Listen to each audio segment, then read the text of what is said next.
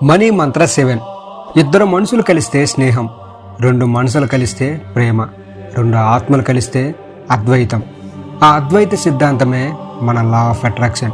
రెండు ఆత్మలు వాటితో పరస్పరం సంభాషించినప్పుడు కలిగేదే అనంతం. అనంతమైన సంబరాలు జరుపుకోవడానికి మీరు సిద్ధం కావాలంటే మీతో మీరు ఏకమవ్వాలి. అది జరిగినప్పుడు మాత్రమే ఈ విశ్వం అంచుల వరకు మీ ప్రయాణం ఏ ఆటంకం లేకుండా సాగుతుంది. మీ ఊహలు, కోరికలు, ఆలోచనలు ఏవైనా సరే వాటిని మీలోని ద్వైతాన్ని వదిలి అద్వైతంలోకి తీసుకెళ్ళండి. అద్వైతం అంటే మీ మనస్సుని సుప్త చేతనాత్మక మనసుతో ఏకం చేయడమే. ఇంతకంటే కొత్తగా ఏమీ లేదు. మీరు మీ కోరికతో ఏకమైపోవాలి. అప్పుడే అది భౌతిక రూపంలో మీ ముందు ఉంటుంది. అంతేకాని వేరే విధంగా ఆలోచించకండి. ఎప్పుడైతే మీ సుప్త చేతనాత్మక మనసుతో మీరు ఏకమవుతారో మీరు సాధించలేనిది ఏమీ ఉండదు. అది మీకు మంచి మిత్రుడు, మిమ్మల్ని ఎప్పుడూ ఉన్నత వైపు ప్రయాణం చేయిస్తుంది. ఇక బాహ్య విషయాలు మర్చిపోండి. మీరు అద్వైతం. మీరు అనుకున్నవన్నీ సాధించండి. మీ ఊహల పల్లకిలో తేలిపోండి. మనీ మంత్ర 8. పెట్టుబడి ఉంటేనే వ్యాపారం చేయగలరా? లేదంటే మీ పరిస్థితి అలాగే ఉంటారా? గొప్ప గొప్ప వ్యాపారవేత్తలు పెట్టుబడి లేకుండానే వ్యాపారం మొదలుపెట్టారు. వినడానికి ఆశ్చర్యంగా ఉంది కదూ? ఎస్, ఇది పచ్చి నిజం. ఎందరో పేపర్ బాయ్తో చిరుతిళ్ళు అమ్మే వ్యాపారులు మొదలుపెట్టారు.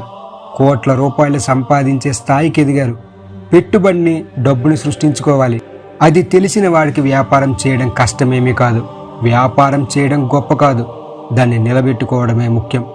ఊరికే కూర్చోకుండా ఆలోచనకి పదును పెట్టండి. ఎన్నో అవకాశాలు మీకోసం ఎదురు చూస్తున్నాయి. అంతర్జాల మార్కెట్ వారి ఆలోచనలే పెట్టుబడిగా ఎందరో ముందుకు సాగుతూ కోట్ల రూపాయలను సంపాదిస్తున్నారు. మీ ఆలోచనతో ఒక అడుగు ముందుకు వేసినప్పుడు ప్రకృతి కదులుతుంది. ఎన్నో అవకాశాలు మీ వైపుకు దూసుకొస్తాయి. నా దగ్గర డబ్బు లేదు, నేను ఎలా వ్యాపారం చేయాలి? ఇలాంటి ఆలోచనలు వదిలిపెట్టండి. ముందుగా మీరు ఒక నిర్ణయానికి రండి. అప్పటి వరకు విశ్వం కదలదు. మీరు కదిలిన మరుక్షణం అది కదులుతుంది. మీ ఆలోచన సరళి ఎంత ఉన్నతంగా ఉంటే మీకు అంత గొప్ప అవకాశాలు వస్తాయి. మీ విజయవాణి ఈ ప్రపంచానికి వినిపించండి. మనీ మంత్ర 9. ఒకడు తనకు అన్నీ ఉన్నా లేని దానికోసం దేనికో తాపత్రయపడతాడు. ఒకడు ఏమీ లేకుండా కదలకుండా కూర్చుంటాడు. ఇద్దరిలో ఎవరిది సరైన ఆలోచన? అన్నీ ఉన్నా లేని దాని గురించి ఆలోచించడం అంత మూర్ఖత్వం ఇంకోటి లేదు. ఎస్, మనలోని కోరికల జిజ్ఞాస పరంపరలో నిత్యం మన విశ్వానికి పంపడమే మన పని. ఇక్కడ ఏం జరుగుతుందంటే మనం మన సబ్ కాన్షియస్ మైండ్కి రెస్ట్ ఇవ్వాలని చూసినప్పుడు అది వేరే విధంగా ఆలోచించడం మొదలు పెడుతుంది. దానికి వేరే పని లేదు. అందుకని దానికి నిరంతరం ఆలోచనలతో బిజీ చేయడమే మన పని. అవి డబ్బు, సంపదపరమైన ఆలోచనలు అయినప్పుడు మీ జీవితం ఉన్నతంగా ఎదుగుతుంది. మీ ఆలోచనలు అలా కొనసాగించండి. వాటిని ఎప్పుడూ ఆపకండి. అలా సాగుతూ సాగుతూ జన్మ జన్మలుగా మీరు ఐశ్వర్యవంతులుగా మారిపోవాలని కోరుకోండి. ఇంతకు మించి రహస్యం ఏమీ లేదు. ఈ రహస్యాన్ని మీతోనే ఉంచుకోండి. పక్క వాళ్ళ గురించి ఇతర విషయాల్లో తలదూర్చినంత మట్టుకు మన ఉనికిని కోల్పోవడం జరుగుతుంది. కాబట్టి మీరు మీతో ఉన్నంత వరకు మీకు లోటు అనేది ఉండదు. ఇప్పుడు మీకు ఏం కావాలో తేల్చుకోండి. మనీ మంత్ర 10. అరువు తెచ్చిన జ్ఞానంతో మీ మస్తిష్కాలు నిండిపోయి ఉన్నాయి. ఎమోషన్స్ అనేవి కలంకమైన మీ భోగ భాగ్యాలను, ఆనందాన్ని మరుగున పరుస్తున్నాయి. స్వేచ్ఛ, ఆనందంతో, పరిశుద్ధమైన ఎమోషన్స్తో శక్తిమంతులుగా జీవించాల్సింది, కానీ అది జరగడం లేదు. మీ జ్ఞాన తృష్ణను, జిజ్ఞాసను అభినందిస్తున్నాను. ఈ జిజ్ఞాస మరియు సాధనను అలుపెరుగిన పోరాట పటిమతో యోధుడిగా కొనసాగించండి. అంతిమంగా మీ చంచలత్వం నుండి బయటపడి దరిద్రత్వం మరి అస్పష్టత నుండి విముక్తులై ఆనందాన్ని పొందగలుగుతున్నారు. అలసట మరియు పరిమిత జ్ఞానం అనే వాటి నుండి బయటపడి నిరంతరం నేర్చుకుంటూ సాధన చేయండి. దుర్భర పరిస్థితుల నుండి బయటపడటానికి తీవ్రమైన కృషి చేయండి. మీరు మరి మీ అంతరంగంలో నివసిస్తున్న ఆత్మస్వరూపాన్ని విస్మరించకండి. మీ అంతరంగంలోని తండ్రిని దర్శించి అక్కడ నుండి సందేశం వినడానికి ఒక్క క్షణం చాలు. అనంతకాలం వేచి ఉండనవసరం లేదు. అంతరంగంలోని దైవశక్తి నుండి మాత్రమే సంప్రజ్ఞత సంప్రాప్తిస్తుంది. మీరు అవిశ్రాంత యోధునిగా మీ అంతరంగంలోని దైవాన్ని సందర్శించడం కోసమే నా ఈ బోధలంతా. మనీ మంత్ర 11. మన ఇంట్లో ఒక చిన్న పాపను ఎలాగైతే మనం ప్రేమిస్తూ ఆప్యాయంగా చూసుకుంటామో, మనం ఏ పని చేస్తున్నా మన సబ్ కాన్షియస్ మైండ్ ఆ పని పైన లగ్నమవుతుంది. మీకు నిద్రపోయినా సరే పాపకు మెలకువ రాగానే మీరు మేల్కొంటారు. ఇది ఎలా సాధ్యమవుతుంది? దానికి ఎప్పుడు ఏమి కావాలో అన్నీ మీకు తెలుసు. బయట ఎన్నో రకాల పనులు ఉన్నా ఏదో ఒక లింక్ మాత్రం అక్కడ పనిచేస్తుంది. ఏమిటది ఎప్పుడైనా గమనించారా? ఏదో తెలియని మనం పెట్టిన పేరు అనుబంధం. అలా ఏర్పరచుకున్న బంధం ఒక సన్నని కంటికి కనిపించిన వెండి తీగ.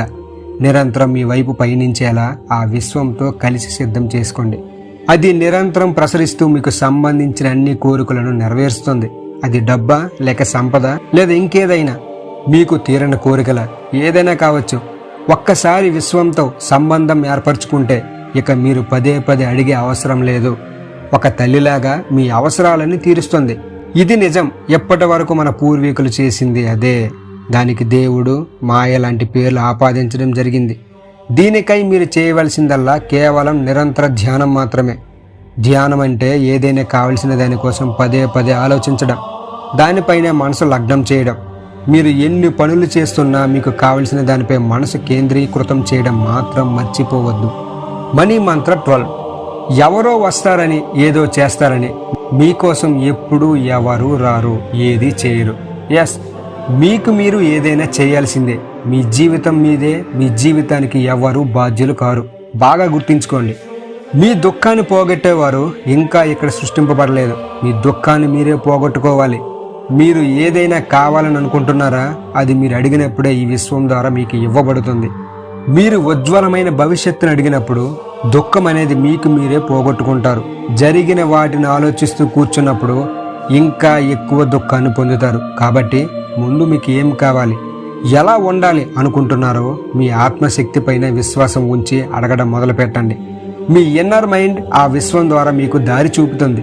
ఫ్రెండ్స్, ఎప్పటికైనా ఎవరి మీద ఆధారపడకండి. ఎవరు ఏమీ చేయరు. మీలో ఉన్న అంతర్చేతన శక్తి మాత్రమే మీకు ఉజ్వలమైన భవిష్యత్తు కల్పించగలదు.